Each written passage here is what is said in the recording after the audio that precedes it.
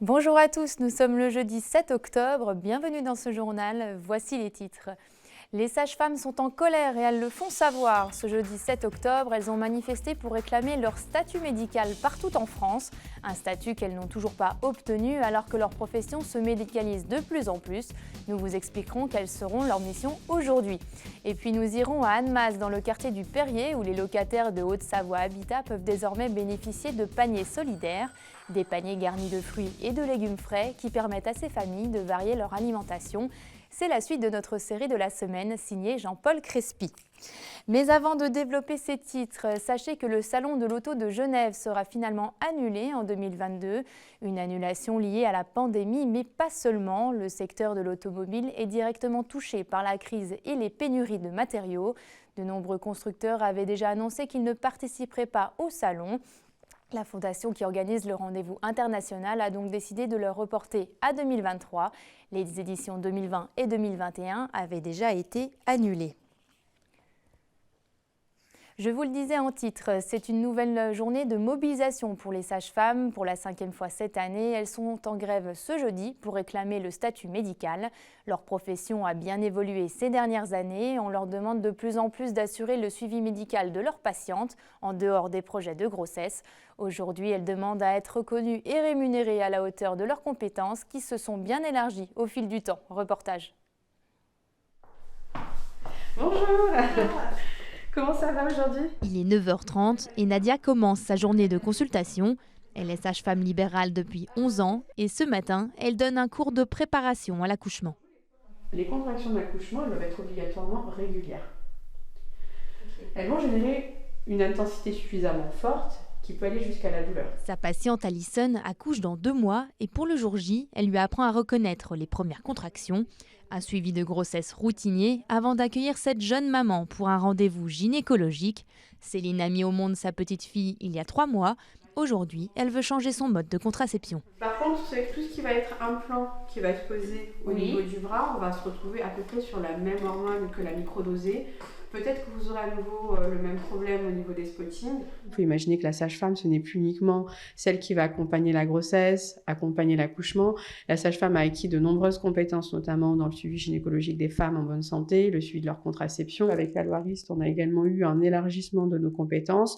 Et ça manque effectivement. En face, on ne va pas forcément avoir la rémunération qui est adaptée. Si ces soignants n'ont pas vu leur salaire augmenter depuis 10 ans, leurs tâches, elles, se sont allongées au fil des années. Elles n'accompagnent pas seulement les femmes enceintes, elles assurent également le suivi gynécologique des femmes en bonne santé. Elles prescrivent des examens, des contraceptifs et réalisent des IVG à l'aide d'un médicament. Un métier qui se rapproche de plus en plus de celui de gynécologue selon elle et qui n'est pas reconnu à sa juste valeur. Faire 5 ans d'études pour être embauché à 1 700 € net, on va dire, en faisant des nuits, des week-ends, des jours fériés. Donc c'est sûr que les élèves sages-femmes, elles sortent de l'école. Quand on voit ce salaire-là et toutes ces responsabilités-là qu'on a, c'est clair qu'il y a des sages-femmes qui se reconvertissent. Pour pallier cette pénurie d'effectifs, les sages-femmes réclament un statut médical et une revalorisation de salaire plus conséquente. La prime de 100 € annoncée le mois dernier par le ministère de la Santé est jugée encore insuffisante. Parmi les grévistes aujourd'hui, elles étaient une 60aine des Pays de Savoie à s'être déplacées pour manifester à Paris. Partons désormais en direction de Maglan, en Haute-Savoie, où les habitants de la commune ont planté une centaine d'arbres en lisière de forêt. Ils étaient accompagnés de la skieuse alpine Romane Miradoli. L'objectif était double, compenser les émissions de carbone de la skieuse et reboiser une partie de la forêt dévastée par la tempête du 1er juillet 2019. Manon Toiti et Hugo Guilleret ont suivi cette opération. Avec des compétitions aux 4 coins du globe depuis près de 10 ans, les déplacements de Romane Miradoli ont eu un impact considérable sur l'environnement. La mairie de Maglan a donc lancé une initiative pour compenser ses émissions carbone, un projet qui a tout de suite conquis la skieuse haut-savoyarde. J'ai toujours essayé de faire à peu près attention à l'environnement comme je peux, à mon échelle. Après, on essaye de faire ce qu'on peut avec les moyens qu'on a. Donc non, ça fait plaisir de pouvoir participer à ça. Et en plus, c'est chez moi, donc c'est d'autant plus plaisant de reforester ma commune. Une vingtaine de personnes étaient au rendez-vous pour planter ces 100 arbres, une quantité suffisante pour absorber la pollution générée en l'équivalent d'1 an de compétition sportive pour une seule personne. 1 hectare de forêt absorbe 150 tonnes de carbone sur la durée de sa vie. Si vous prenez votre consommation de carbone, mettons celle de Romane, qui est à 10 tonnes, vous faites un ratio donc, qui correspond à une surface, et comme on peut mettre à peu près, on sait à peu près combien d'arbres il faut mettre sur cette surface, ça compense exactement son émission carbone. D'autres actions vont être menées dans les prochains mois pour reboiser davantage la forêt de Maglan, ainsi que la vallée de l'Arve. D'autres initiatives sont sur le feu. En Savoie-Mont-Blanc, les budgets participatifs permettent aux citoyens de proposer et de voter pour des projets pour leur ville ou leur département. En Savoie, il reste quelques jours seulement pour voter. Pour son premier budget citoyen, le département prévoit une enveloppe d'1 million d'euros pour financer tout ou partie des 39 idées qui remporteront le plus de voix. Tout se passe en ligne sur le site vosprojetpourlasavoie.fr. La ville d'Annecy a elle aussi mis en place cette initiative. Sur le site jeparticipe.annecy.fr, vous avez jusqu'au 23 octobre pour sélectionner les 5 propositions qui vous plaisent le plus. Des vélos cargo avec des urnes mobiles sillonnent aussi les quartiers pour aller à la rencontre des citoyens et leur permettre de voter. Les projets lauréats seront validés au conseil municipal du 15 novembre et réalisés par la ville à partir de 2022. Place au dernier épisode de notre série consacrée à Haute-Savoie Habitat cette semaine. Au-delà de sa principale mission, le bailleur social accompagne ses locataires du quartier du Perrier à Annemasse. Il a créé en partenariat avec la Croix-Rouge française et la Banque alimentaire le panier solidaire. Le principe est simple, chaque locataire a accès à un micro-marché de fruits et légumes, sans condition de ressources ni de revenus. Jean-Paul Crespi s'est rendu sur place. Des paniers pour défendre une économie plus juste, écologique et responsable. Depuis 2018, au Perrier, les paniers solidaires apportent une respiration alimentaire pour de nombreuses familles. Mis en place par Haute-Savoie Habitat en partenariat avec la Croix-Rouge française de Haute-Savoie et la Banque alimentaire, les bénéficiaires sont les locataires du bailleur social. Et ils ont accès tous les jeudis à ce service de proximité sans condition de ressources. Des paniers de 5 kg de fruits et légumes frais pour la somme de 3 €. Une initiative locale adaptée et spécifique pour favoriser le développement de la solidarité. Il y a de la solidarité, on essaie de faire de la bienveillance, on essaie de faire de l'écoute, on essaie de faire un lien social, ça c'est important aussi. C'est faire en fonction d'apporter un soutien pour les familles.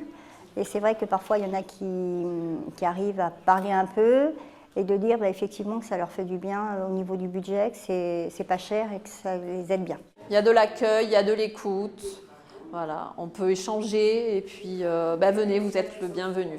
Puis on fait aussi pas mal de projets, on a fait des actions vélo, on est présent, on se doit d'être présent sur le quartier, voilà, pour les habitants. Si le panier de fruits et légumes est proposé à petit prix, l'objectif étant d'aider ces locataires à consommer mieux et moins cher, cette action hebdomadaire est également une opportunité pour créer du lien entre les habitants tout en développant un volet éducatif par des rencontres et des échanges. Il y en a beaucoup, il y en a qui sont les moyens, ils ne viennent pas. Moi, je pose la question pour venir, ils disent pour laisser pour les autres. Mais en vrai, c'est pas pour que les gens qui ont besoin, on a tous, pour tout le monde. C'est de la solidarité. C'est bien, bon, moi je vois qu'on connaît les gens, on discute. Ça crée du lien. Moi je vois que je fais d'autres choses, j'ai des dames qui viennent avec ce que je fais. Voilà. Et nous, c'est ça, c'est de sortir les gens de chez eux. Fidèle à sa mission d'intérêt général, Haute-Savoie Habitat souhaite ainsi apporter des réponses aux difficultés sociales et économiques de ses locataires. En 2018, il a créé le pôle économique, social et solidaire en expérimentant plusieurs actions dont la finalité est de travailler avec ses locataires et ses partenaires à la conception de systèmes économiques alternatifs. Un grand pas en avant pour un mieux vivre en société. Parlons culture à présent avec mon invité du jour. Après les nombreuses annulations qui ont marqué cette année 2021, les acteurs de la vie culturelle sont sur le pont pour nous proposer à nouveau de nombreux spectacles afin d'éveiller notre curiosité. Pour en parler aujourd'hui, je reçois Jeanne Pressia, la directrice artistique du Quai des Arts. Bonjour. Bonjour. Alors j'imagine que c'est un plaisir pour vous de venir nous dévoiler votre programmation. Comment vous abordez cette nouvelle saison ? Avec beaucoup d'optimisme et de joie, puisque effectivement on a été fermé pendant près d'une année. Donc on a très envie de retrouver le public, de retrouver les artistes, les équipes techniques, et on est vraiment impatient en fait de vivre cette saison. On espère surtout qu'elle sera sans interruption. Voilà. Alors le programme est bien copieux cette année, il y a 38 spectacles. Après ces 2 années contrariées par la crise sanitaire, c'est une saison riche pour mieux se retrouver. Oui, il y a effectivement un peu plus de rendez-vous que d'habitude, puisque notamment il y a eu des dates qui ont été annulées, qu'on a reportées sur cette saison. Donc on se retrouve avec une programmation vraiment dense, avec plus de rendez-vous que d'habitude. Mais c'est aussi effectivement une manière de soutenir les artistes, puisque le temps de fermeture, les spectacles qu'on a annulés, on a vraiment souhaité les reporter et pas purement et simplement les annuler pour que les artistes puissent jouer devant le public à un moment donné. Alors, il y en a pour tous les goûts. Dans votre programmation, il y a de l'humour, de la danse, du théâtre, du cirque acrobatique aussi. Et pour les enfants, vous proposez aussi des spectacles de marionnettes. Oui, on propose tout type de spectacles, en fait, à la fois pour le jeune public, pour les familles, et puis pour un public plus adolescent ou adulte. Mais c'est vrai que c'est une bonne part de notre programmation d'avoir des spectacles pour le jeune public. Ça peut être tout type d'esthétique aussi pour les enfants. On a du théâtre de marionnettes, comme vous l'avez dit, mais on a aussi du cirque, du concert jeune public, du théâtre. C'est vraiment leur proposer un maximum de propositions variées. Quels sont les temps forts que vous attendez avec impatience cette année ? On a des belles têtes d'affiche en musique notamment. La première date, elle arrive rapidement, c'est ce samedi avec le concert de Suzanne et Melba en première partie. Ça va être notre premier concert debout depuis 2 ans, donc on est aussi très impatients de ça, de retrouver le public qui peut danser, qui peut vraiment faire la fête avec nous. Suzanne, c'est une jeune artiste chanson francophone, mais assez engagée, et puis sur des rythmes électropop, donc ça va être très dansant. On a d'autres têtes d'affiche en musique comme les Fatal Picard au mois de novembre, donc là aussi un concert debout vraiment hyper entraînant, rock, humour, chanson. Et puis Flavia Coelho au mois de janvier, donc là on est sur de la musique vraiment plus musique du monde, elle est d'origine brésilienne, donc des rythmiques vraiment très solaires, entraînantes, sur le cœur de l'hiver, et Ben Mazué qui est aussi un artiste. Voilà, donc on a de belles têtes d'affiches en musique cette saison, et puis il y a plein d'autres rendez-vous qui nous font envie dans différents styles évidemment. Quel est votre style de rendez-vous justement ?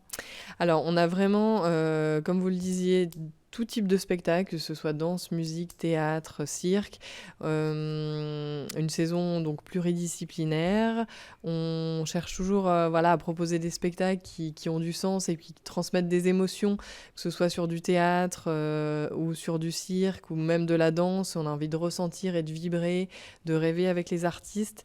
Donc c'est vraiment la ligne qu'on essaye de suivre, avec une belle part aussi de programmation théâtrale qu'on aime beaucoup défendre au Quai des Arts. Alors vous proposez beaucoup de spectacles à vivre en famille. C'est important de partager ces moments d'évasion tous ensemble après ces 2 années qui ont été compliquées. Oui, c'est aussi une façon de se changer les idées, de venir au spectacle, et c'est important, je trouve, de pouvoir le faire en famille et dès le plus jeune âge, puisqu'on habitue aussi les enfants à prendre goût au spectacle, à la musique, et on a à la fois des spectacles qui sont vraiment dédiés au jeune public, mais d'autres qui sont pour tout le monde, mais qu'on peut venir découvrir avec plaisir en famille. Le prochain, là, c'est un spectacle notamment, on en parlait, de cirque acrobatique au mois de novembre, qui s'appelle Somos. C'est une troupe de circassiens qui vient de Bogota, donc d'Amérique latine, et avec une énergie incroyable. Ça, c'est vraiment le type de proposition qui plaît à tout âge, mais qui est agréable de venir voir avec ses enfants. Et qu'est-ce qui a été le plus compliqué à gérer finalement cette année entre ces confinements successifs, ces annulations ? Ce qui a été compliqué, c'est qu'il a fallu déjà gérer toutes les annulations de dates au fur et à mesure, donc reporter sans cesse les dates qu'on annulait à une date ultérieure. On ne savait pas exactement quand on allait reprendre, donc ce qui a été très difficile aussi, c'est cette incertitude permanente, le fait que voilà, on est d'habitude beaucoup dans la prévision. Là, il a fallu être vraiment très réactif, pas beaucoup de visibilité, et puis il a fallu aussi rembourser tous les spectateurs au fur et à mesure. Donc il y a eu plein de travail administratif très fastidieux en fait pendant ce temps de fermeture. Mais on a aussi mis à profit pour faire d'autres choses. Très bien. Eh bien, merci Jeanne Pressia d'être venue sur ce plateau avec nous. Je précise aussi que vous proposez un concours aux téléspectateurs de 8 Mont-Blanc. Ils pourront gagner des places sur notre page Instagram. Merci beaucoup. Merci pour l'invitation. C'est la fin de cette édition. Merci à tous pour votre fidélité à 8 Mont-Blanc. On se quitte sur ces images de la course des côtes de Chana en Haute-Savoie. Un rendez-vous incontournable pour les amoureux de sport mécanique. Sa 50e édition s'est déroulée les 25 et 26 septembre dernier. Cette 4e et dernière étape du championnat de France a rassemblé plus de 50 pilotes. Nous verrons dans le JT de vendredi un reportage en immersion au cœur de cette compétition. Mais avant, place ce soir à votre émission Panorama. Pour ce dernier épisode, Emmanuel Jaude a rencontré un représentant de la Chamoniarde, l'association de secours en montagne. C'est juste après la météo de Thierry Paulme. Quant à moi, je vous souhaite une très belle soirée et à demain.